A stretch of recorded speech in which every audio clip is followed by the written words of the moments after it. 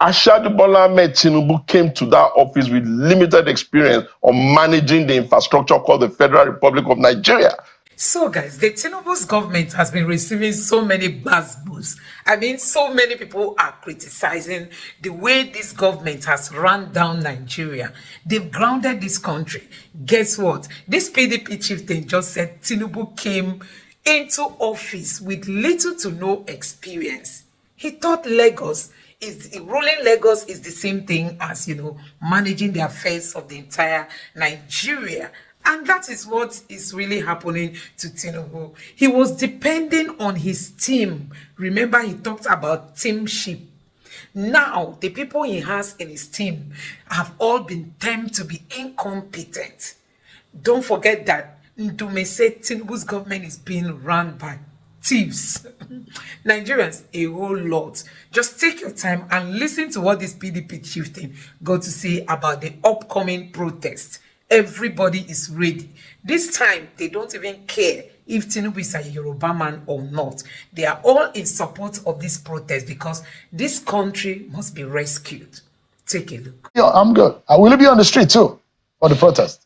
It depends. It really depends. It depends. It depends. My mood, how I see the plans going, the language, the potential, Let me put it this way to you. So really, Ashadu Bola Ahmed Tinubu came to that office with limited experience on managing the infrastructure called the Federal Republic of Nigeria. The best of his experience was just sitting down in Lagos and running Lagos. Lagos is not Nigeria. You can't compare that to somebody who has been vice president of the country, sitting with Obasanjo, running the country together with him, learning the ropes there and understanding that even from the forming of government, you balance things. Sheung, I will not have anybody suggest that the PDP is responsible for it. We are not. We're not the ones calling people to protest.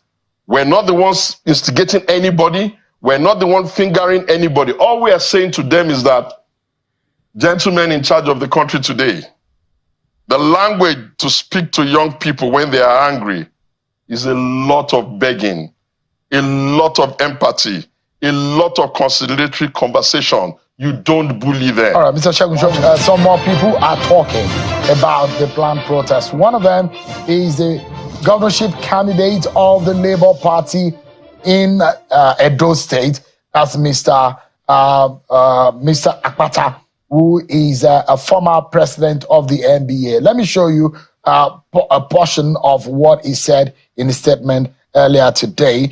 And Mr. Akpata is asking, apart from what he has advised the federal government, he had advised the protesters, he had advised security agencies, and this is how he concluded his thought.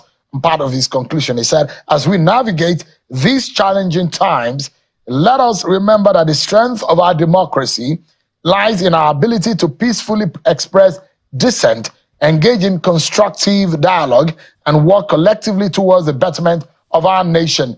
The right to protest is not merely a constitutional provision, it is a vital mechanism for citizens to participate actively in the governance of their country. Those are some of the thoughts of Mr. Olumide Akpata, the Edo State Labour Party governorship candidate. Let me get back to Mr. Segun Showome. What do you make of that narrative, or the tone of Mr. Akpata's voice, being a former president of the NBA? Every decent person understands that if not for the right of people to protest, under the guise of democracy, rogues will seize power and do whatever they like and expect everybody to just go home and just laugh. These protests have been there, they remain there, they are the rights of people. What serious nations do is manage these conversations. You manage the conversations by listening to what they're saying, coming up transparently to answer some of these queries. If they want a reduction in the price, do they not have a right to demand that? If they want, you meet them halfway. And if they say, no, they are faceless people that are engaging them, then exactly who are you planning for? So I think that, yes, the nation must be careful of fifth columnists. I hold that very sacrosanct, and also international conspirators who may want to destabilize our country. But then again, if they knew what they were doing in that villa, you would have to ask them, what do they think is the responsibility of the Nigerian intelligence agency? Is it not to comb the country for the countries of the world for us? You heard the warning that was raised by Governor Fauci about what these tendencies are. You know, when I was listening and he's saying that they should be, people should be careful so that they don't play into the hands of coup mongers. No, that's rubbish. That's rubbish. People, when I listened to Fauci, I kept telling myself, oh, how are the mighty fallen? Do people leave governments and lose everything that people respect them for? If you want to ask Nigerians to have empathy for the government, you cannot start talking as though that empathy should start because of General President Bola Tinubu. No. You can't say, oh, the country was bad before and it was not so. There is nothing to reflect that. The Obasanjo regime, we got to double digit. Jonathan with double digit, then we became at least always afloat. We survived. The PDP made Nigeria survive a global meltdown in the financial sector. Even what happened, and America and others could not even survive. Ngozi carried us over it and we escaped. In a mostly rent economy. It doesn't matter. You are not going to less of production. Listen, man. Too much of how much production? How much one side of listen? How much production can they do when the price of oil is very high? The price of power is very high. The cost of borrowing money is very high. They are even so annoying. So there is nothing that to credit this government for that they have done in the last 1 year. Is it that bad? I have tried to understand their policy direction, but I am lost because of the characters that typifies who this government is. Imagine a Nigeria where the children, the biological children of the president are issuing orders to Nigerians because of a protest. When did we get to that level? Even in the worst days of General Sani Abacha, that people like to say, never was a time where students say, you can't do this, you can't do this, you can't do that. As how? In what capacity? Under what guise? We're not going to surrender Nigeria to one party that is not doing well. They can stay there. So you're saying that this government is not doing well? If they were doing well, why are the people upset? Do you know what's going on in the country? But the government has said, look, give us some time. 1 year is not enough. That's where my problem with them is. When they came in 2015, they didn't say, oh, Jonathan government. They said 16 years. Can you excuse Bola Tinubu and his administration from whatever activity or performance of the Buhari government? Let's look at what has happened in the last over 1 year since Bola Tinubu got into office. Would you say that the Bola Tinubu-led government is doing the wrong thing in the last 1 year? You know, the thing about governments is that they have a 4-year tenure and it's 1 year and 2 months gone. So that's more than a quarter of the tenure gone. The things that they have even caused by themselves, the crisis they've caused by themselves, the firmness that they could have put on the table that they have excused, I'll give you one, Rivers. What kind of national leader would tolerate the kind of nonsense that Nyesom Wike, as the FCT minister, is doing in Rivers? Who will tolerate that? I can tell you why Atiku will not tolerate it. In 2002 or thereabout, he went to Anambra. Mbadi Nuju was governor under PDP, and the schools were closed.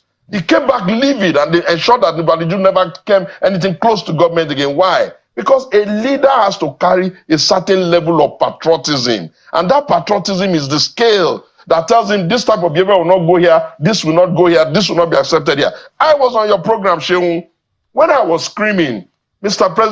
President, you are making more money and giving more money to the states. You have not told them what to do with it. And you are watching these guys do that. And what has happened? It has impacted the dollar. Is this his fault to have made more money available to the states? It is his fault to the extent that he pretends as if he does not know the country he's leading. This is an environment where officers are generally very corrupt. We need to he shouldn't have taken one whole year. We need to get our country working. If the Tinubu government, according to you, in your own assessment, is not doing the right thing, how do we, on a final note, how do we get on the right track? I think the president, first of all, if I were him, first of all, constitute a council of states where all former leaders come and they come and solve the problem that all of them caused. Thereafter, I'll then say, okay, this is where we are. Rejig that cabinet. When you wanted to put a minister for youth affairs, did you not understand the country you are coming to lead? Do you not know what it will be required for the person to have boots on ground? If you had made Dayo Israel the minister of youth affairs, perhaps he would have had more boots on ground with young people. You can't just be running anyhow and expecting us to be clapping for you. You are a mess. We are totally out of time. So guys, like I always tell you guys that the Emilokon Tinubu used to convince the Yorubas Although majority of them didn't vote for him, don't forget that Peter Obi won in Lagos. I mean, Peter Obi beat Tinubu hands down in Lagos State. So the victory is still what Nigerians don't know where INEC got it from. But we all know that, so many people do not even believe in that is a Milokon slogan. People don't believe him. Not to talk of now that there is nothing to show that it is really the turn of the Yorubas. If not that he has succeeded in getting some of his men, I mean, some of the people who are loyal to him, he has given them position. But for a typical Yoruba person, a typical normal Nigerian who is a Yoruba person, has not benefited from the Tinubu's government. We've got to see many of them come out on Twitter to cry and lament over the hard times and how it is hitting them hard. And you can see that this PDP chieftain is not hiding his feelings. I tell you, the tension in the country is high. Can you imagine buying a tuber of yam for like 12,000? Can you imagine buying 100 tubers of yam for 1 million naira? Can you imagine buying a bag of rice for more than 100k or a bag of beans for more than 100k? Nigerians, that is where we are at the moment. This country is becoming Zimbabwe. Zimbabwe has even recovered. Nigeria is now the one sliding. Giant of Africa.